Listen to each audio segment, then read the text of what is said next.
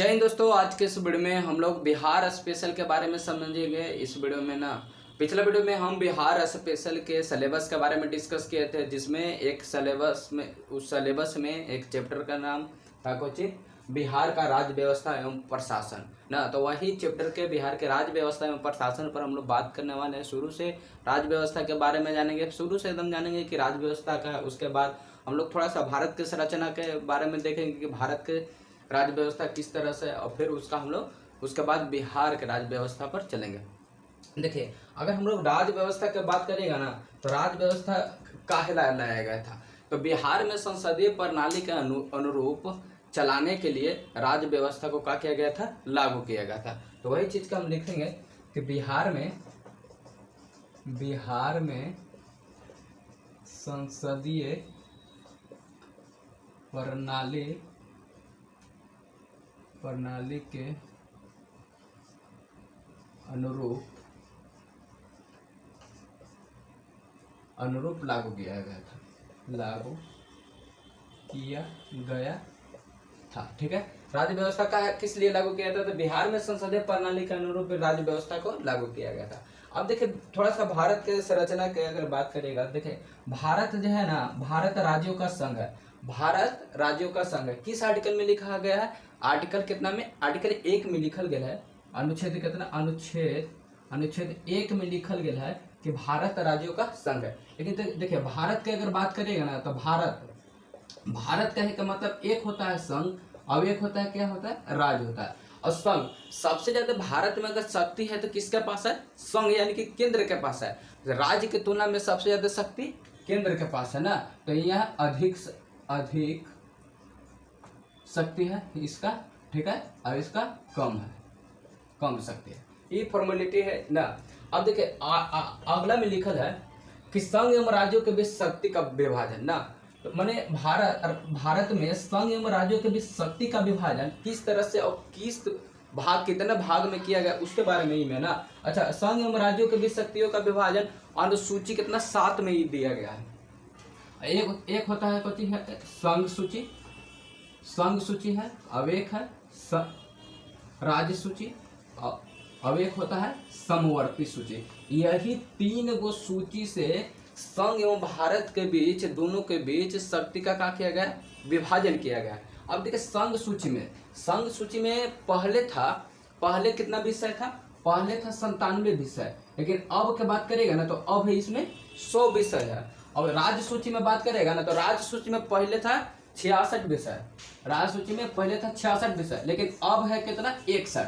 अब देखिए, 66 से कितना हो गया, 61। राज्य में कई गो पहले था विषय, 66 गो, लेकिन अब कितना विषय है, 61 गो। तो ये जो 5 विषय है, 5 विषय इसमें जो आके समवर्ती सूची में जुट गया है, जेकरा कारण में समवर्ती सूची में पहले था कितना, 47 विषय था, लेकिन वर्तमान समय में अभी कितना समवर्ती सूची में 47। इस राज्य सूची में 5 गो आया है, तो कितना हो गया, 52 गो। तो ये जो डाटा है, ये विषय है पहले का, अब ये है कितना, कब का है, अब का है। इतना हो गया भारत के राज्य व्यवस्था हो गया, हम लोग थोड़ा सा समझे। ठीक है, अब हम लोग देखते हैं बिहार के राज्य व्यवस्था के बारे में। देखिए, भारत शासन अधिनियम कब आया था, 1919 में आया था, लेकिन 29 अक्टूबर, अब लागू कब किया गया, बिहार में कब लागू हुआ, 29 अक्टूबर 1920 को कहा हुआ, बिहार में इसको लागू किया गया पूर्ण रूप से। बिहार में भारत शासन अधिनियम 29 अक्टूबर 1920 को लागू किया गया था, भले ही 1919 में आया था ना। अब 22 मार्च 1922 के देखिए क्या हुआ था। 22 मार्च 1922 को बिहार उड़ीसा के साथ बंगाल से क्या हो गया, अलग हो गया ना। तो क्या हुआ है, बिहार कितना साथ, उड़ीसा अभी साथ है, उड़ीसा साथ में है, अभी साथ में उड़ीसा के साथ किससे अलग हो गया था, बंगाल से। अब यहाँ पे प्रश्न पूछता है कि बिहार बंगाल से अलग हुआ था कब, तो आंसर कुछ होगा 22 मार्च 1922 को। उस समय उड़ीसा शामिल था, तो हाँ, कब तक, 22 मार्च 1922 तक, जब बिहार अलग हो रहा था बंगाल से, तो उस समय उड़ीसा बिहार में शामिल था। लेकिन 1 अप्रैल 1936 के, अगला डेट है 1 अप्रैल 1936। 1 अप्रैल 1936 के क्या हुआ कि बिहार से उड़ीसा क्या हो गया, अलग हो गया। तो यहाँ लिखल है, देखिए, ई में उड़ीसा हो जाएगा, उड़ीसा, यहाँ बिहार, मतलब कि हुआ कि बिहार उड़ीसा से कब हुआ था अलग? बिहार उड़ीसा से कब? 1 अप्रैल 1936 के। और बिहार बंगाल से कब अलग हुआ था? तो 22 मार्च 1922 के। अब देखिए लिखा है 20 जुलाई 1937। अब देखिए बिहार का हुआ ना कि उड़ीसा से तो अलग हो गया, तो इसका मंत्रिमंडल नहीं था, तो श्री कृष्ण सिंह के नेतृत्व में कब? 1937 के बाद है। श्री कृष्ण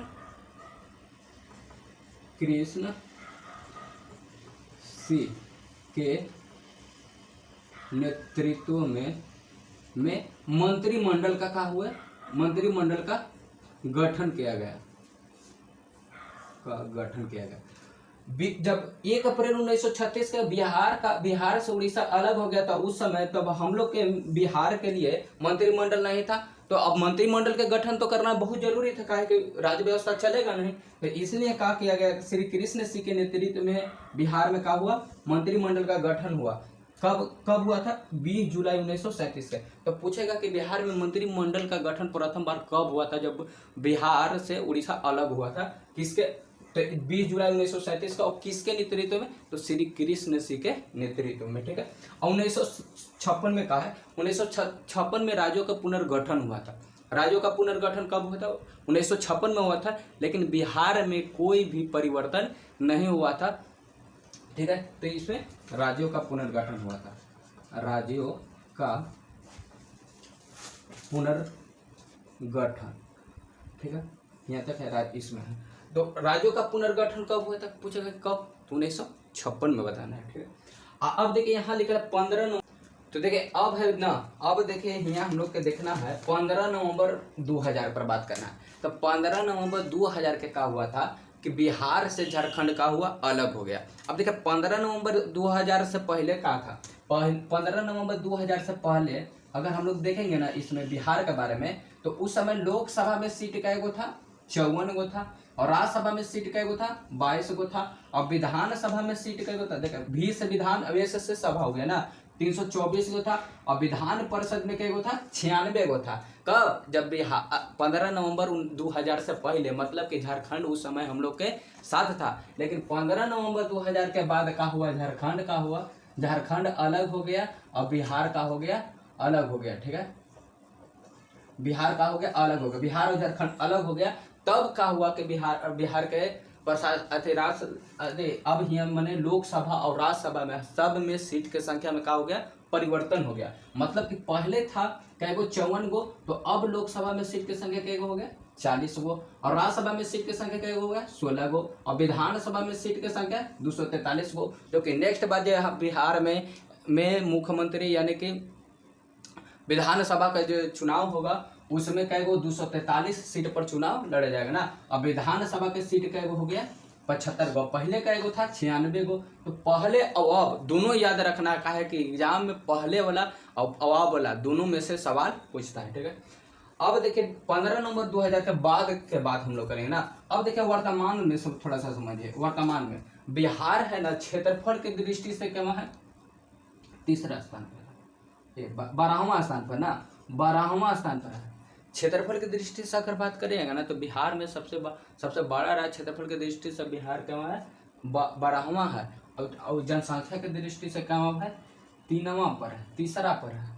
क्या पर है?